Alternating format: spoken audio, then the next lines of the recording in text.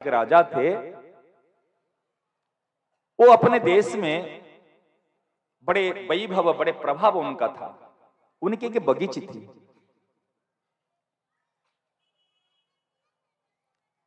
वो बगीचे में स्वर्ग की अप्सराएं आते थे विहार करने के लिए। अब सोचो, मर्त्य के एक राजा की बगीची इतने सुंदर है, भव्य है, स्वर्ग की अप्सराएं आ रहे विहार करने के लिए। तो माली उसकी देखभाल करता था। एक बार अप्सरा आके घूम के चली गई। उनके तप बल होता है, योग बल। बैगन की, जो बैगन होता है ना, बैगन के पत्ते लगने से, कांटा लगने से, एकादशी के दिन कोई बैगन का तो बिल्कुल नहीं करना चाहिए। कई लोग उबाल के खाते, नहीं करना। तो वो वहीं पर उनका जो तप बल था वो नष्ट हो गया था। वो बगीचे में गिर गई और वहां से जा नहीं पाई। माली जब सुबह सुबह गया, देखा वहां पर एक बड़ी सुंदरी, दिव्य सुंदरी पड़ी हुई है। तो उन्होंने सोचा, भाई आप कौन हैं? तो उन्होंने कहा, मैं स्वर्ग की अप्सराएं हूं, ऐसे आई थी लेकिन जा नहीं पा रहे, मेरे पुण्य बल खत्म हो गया ये बैगन के पत्ते लगने से, कांटा लगने से। अच्छा, कैसे हो सकता है फिर ये बल कैसे मिलेगा? का एक उपाय है, आज एकादशी तिथि है। आज एकादशी, अगर यहाँ पर कोई एकादशी किया हुआ होगा तो अगर वो पुण्य ये संकल्प करके मुझे दे दे तो फिर मैं स्वर्ग में चली जाऊं। तो उन्होंने आकर राजा को कहा। राजा जाके देखा तो अरे भाई, इतना दिव्य सुंदरी महिला है। तो उन्होंने कहा, भाई एकादशी क्या होती है? कहा, एकादशी कुछ जान ना, एकादशी तो हमारे यहाँ राज्य में कोई नहीं करता।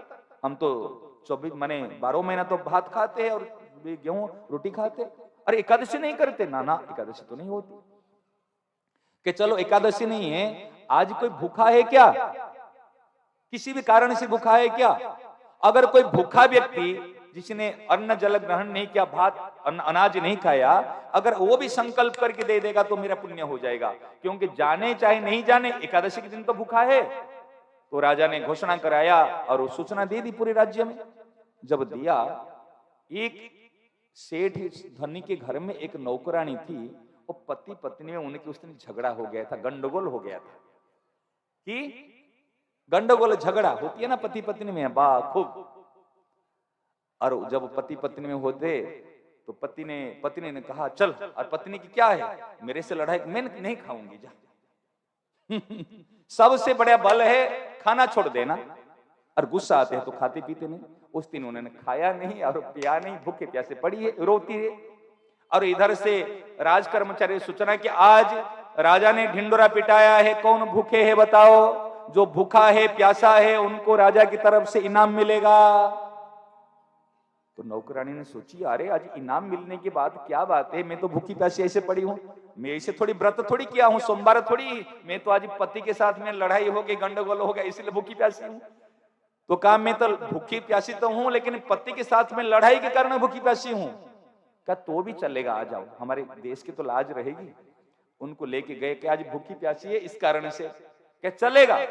और उन्होंने क्या देखते, उन्होंने कहा, मैं आज एकादशी के दिन में अन्न जल नहीं ग्रहण किया हूं, मैं संकल्प कर रही हूं, जो पुण्य हुआ है ये पुण्य मैंने अप्सरा को दे रही हूं। और जैसे संकल्प करके वो पुण्य को अप्सरा को दिया और अप्सरा के पास में वो ताकत आई, वो शक्ति आई, वो फुर वहां से पंख लग के फिर उड़ उड़ के चले गए। और जैसे उड़ के चले गए, राजा तो बड़ा आश्चर्य रहा। अरे भैया, लड़ाई झगड़ा करके पति के साथ में भी इतने पुण्य कमा ली, जो अप्सरा को भी अपने स्वर्ग के अप्सरा होते भी वो यहाँ पर पड़ी थी और वो बल के कारण से आज स्वर्ग में चले गई। तो राजा ने कहा, वाह, एक काम करना, जितने भी मेरे राज्य में जितने भी प्रजाएं हैं, सारी प्रजाएं आज से सब के सब एकादशी व्रत करना अनिवार्य है। कोई अगर एकादशी के दिन अन्न खाएगा तो उनका सिर छेदन कर दिया जाएगा। राजा तो प्रजा के हित के लिए होना चाहिए। तो सब प्रजाओं ने मान लिए। कोई तो प्रेम से मान लिए, जो थोड़े से गुंडागिरी दिखा रहे थे ना, हम क्यों करेंगे, हम भूखे रह नहीं पाएंगे, हम डॉक्टर कह देगा तो तब भूखे रहोगे। लेकिन कोई ग्रंथ में, शास्त्र में अगर बात आती है, भूखे नहीं रहे। अब देखो, जिसके पास जो अच्छी चीज से ले लेना चाहिए। हमारे जो मुसलमान भाई लोग हैं रोजा करते ना, नहीं करते? देखो, मैं जिसके पास में अच्छे गुणों को मैं स्वीकार करता हूं, चाहे वो कर्म कितने काम करते, कोई मजदूरी काम करता है, कोई ऑफिस जाता है, कोई कुछ करता है, लेकिन दिन भर उन्होंने थूक भी नहीं निकलते, क्या वो इंसान नहीं है ना? नहीं, उन्होंने अपना धर्म को पालन किया। उनकी बेटियां जब निकलती है माथे में कपड़े दे के निकलती है, बुर्खा पहन कर निकलती है ना? नहीं, उन्होंने धर्म को पालन किया है, मर्यादा को पालन किया है। और हमारे बेटियां जब निकलती है, यहां पर छेद, यहां पर छेद, यहां पर दिख रहा है, हम स्टाइल दिखाना है तो बाहर स्टाइल दिखा रहे, पर आजकल संसार ऐसे हो गया, हमारे लड़कियों को लाइन मार रहे, वो ऐसे हो रहा। क्यों भैया, कहां गए आपके? कौन बिगाड़ रहा है? विचार करो। अगर आपकी बेटी, आपकी बहन घर से बाहर ऐसे निकल रही थी, आपको लज्जा नहीं आती? दुनिया को दोष देते हो। क्या ये सौंदर्य दूसरे को दिखाने के लिए है?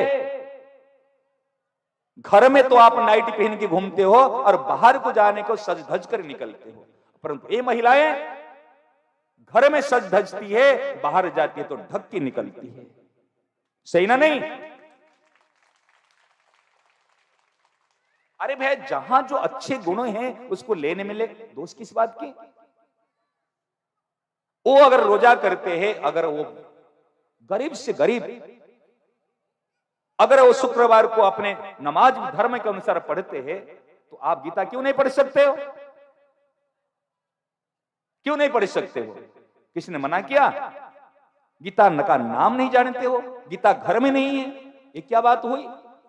इस संस्कृति कहां जा रही है?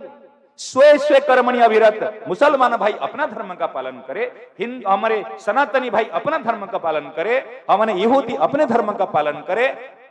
जो जिस धर्म में है अपने धर्म का पालन करो ना, सब में प्रेम बढ़ेगा ना? नहीं, मानव को प्रेम चाहिए। हम मानवता के लिए, प्रेम के लिए आए हैं। कोई लड़ाई झगड़ा पक्षपात तो हमारा कभी उद्देश्य नहीं है। हम जहां भी जाते, हमारे बात मुसलमान भाई भी सुनते हैं, हमारी बात मुसलमान भाई बड़े प्रेम से सुनते हैं। क्यों? मैं मानवता की बात कहता हूं, राष्ट्र की बात कहता हूं, अपने स्वधर्म की बात कहता हूं।